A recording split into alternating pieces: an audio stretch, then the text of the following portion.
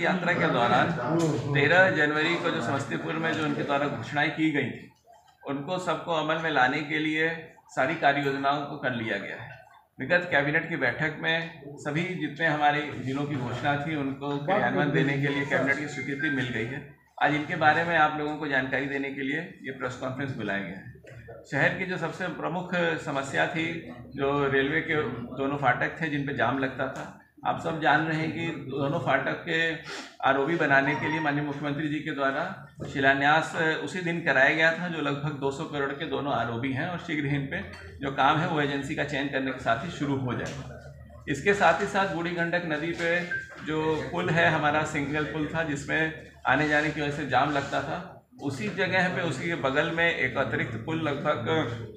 44 करोड़ रुपए का सैंक्शन हुआ है, जिससे कि वन वे व्यवस्था के तहत एक पुल आने के लिए और एक पुल जाने के लिए रहेगा। इससे जो शहर के जो उत्तरी और दक्षिणी भाग हैं जो बूढ़ी गंडक नदी से बटे हुए हैं, उस पर आवागमन सुगम होगा और जो दरभंगा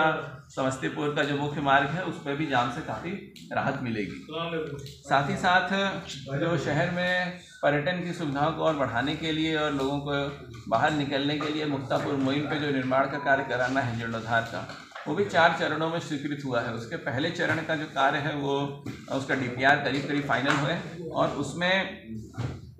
लगभग 40 करोड़ के आसपास 38 करोड़ के लागत से उसमें जीर्णोद्धार का काम हो रहा है, जिसमें शुरुआत में पाथवे,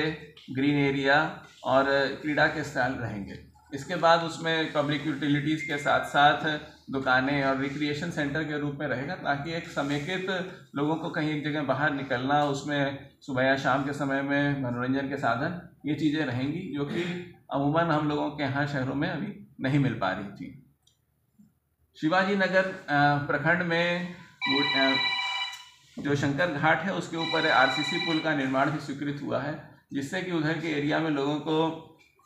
नदी पार करके जाने के लिए नाव और इन चीज़ों से अब मुक्ति मिलेगी। रोसड़ा शहर में जो जाम की समस्या थी, जो कि बेगूसराय जाना हो या अन्य उधर के एरिया में सिंघिया हसनपुर जाने में, तो उसके लिए बाईपास का निर्माण स्वीकृत किया गया है, जिसमें कि दोनों तरफ से इसका निर्माण लिया गया है। यानी कि बेगूसराय जो जाने वाला मार्ग और जो समस्तीपुर आने वाला मार्ग है उस तरफ भी, और जो समस्तीपुर आने वाला मार्ग है उससे सिंघिया जाने की तरफ वाला जो रास्ता है उससे भी। तो ये इस तरीके से जिन लोगों को उत्तर बिहार जाना हो, कुशेश्वर स्थान यानी उस तरफ के इलाकों में, उनके लिए भी राहत मिलेगी और रोसड़ा शहर में जो लोड है उससे भी हम लोग इसमें बचेंगे काफ़ी हद तक। नदियों में जो गाद की जो समस्या थी, जिसमें हमारे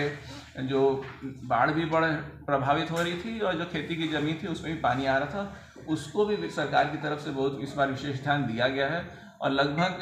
322 करोड़ रुपए की राशि से बलान और जमुआरी नदी में उसकी उगाही का काम इस बार स्वीकृत किया गया है। ये आने वाले समय में इसमें निविदा प्रकाशित होने के पश्चात कार्य शुरू होगा और जो दक्षिण पार्ट जो हिस्सा है हमारे ज़िले का, वहाँ के किसानों के लिए ये काफ़ी लाभदायक रहेगा।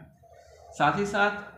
अतिरिक्त एक योजना जो प्रगति यात्रा की समीक्षा बैठक में जनप्रतिनिधियों की तरफ से मांग की गई थी, उसको भी स्वीकृत किया गया है। वो है मोहनपुर प्रखंड में पत्थर घाट से हरदासपुर के बीच में गंगा नदी में पीपा का पुल। तो लोगों को पीपा के पुल के माध्यम से कनेक्टिविटी एक अच्छी मिलेगी। ये लगभग 35.72 करोड़ की योजना है और जो अगले 5 वर्षों तक इसका रखरखाव भी योजना के साथ ही किया जाएगा। इस तरीके से जो लोगों को आगे बढ़ाने के लिए लोगों की जो आवश्यकताएं थी, ज़रूरतें थी, उनको ध्यान में रखते हुए सरकार ने इसमें बहुत ही महत्वपूर्ण ये कार्य किया है और मात्र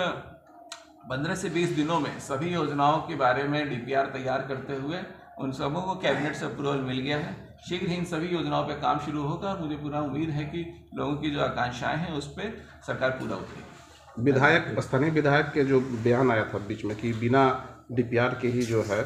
शिलान्यास कर दिया गया है, जिसके वजह से जिला वासियों के बीच संशय की स्थिति बन गई। तो क्या लगता है कि पुल का निर्माण होगा? नहीं, देखिए, कोई भी परियोजना का अगर शिलान्यास हो रहा है, मैं बताना चाहूँगा कि उसमें सारी चीज़ें प्रक्रिया पूर्ण करने के पश्चात ही किया जाता है। अगर किन्हीं को इसमें शक है तो वो संबंधित कार्यालय से इसमें जानकारी ले सकते हैं।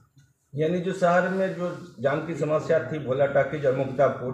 वो उसका डीपीआर सब तैयार हो गया और जल्द ही जी हाँ, बिल्कुल, उसमें वर्क एजेंसी भी चयनित हो गई है। उसमें आगे की प्रक्रिया है वो जल्दी शुरू होगी, सॉइल टेस्टिंग और अन्य प्रक्रिया। सर मोहनपुर से एक मामला आ रहा है बाढ़ के राशि को लेकर सर जी कि उसमें घोटाला कर लिया गया, दूसरे जहाँ बाढ़ नहीं आता वहाँ भेज दिया। नहीं, इस तरीके का एक मामला मेरे भी संज्ञान में कल आया है माननीय विधायक जी के माध्यम से। उसमें हम लोग मोहनपुर और मोहद्दीनगर दोनों प्रखंड में जितने भी बाढ़ राहत में इस तरह की राशि का वितरण हुआ है उसके जांच कराने के लिए दल गठित किया गया है और ये लगभग 15 से 20 दिन में इसमें रिपोर्ट मिलेगी।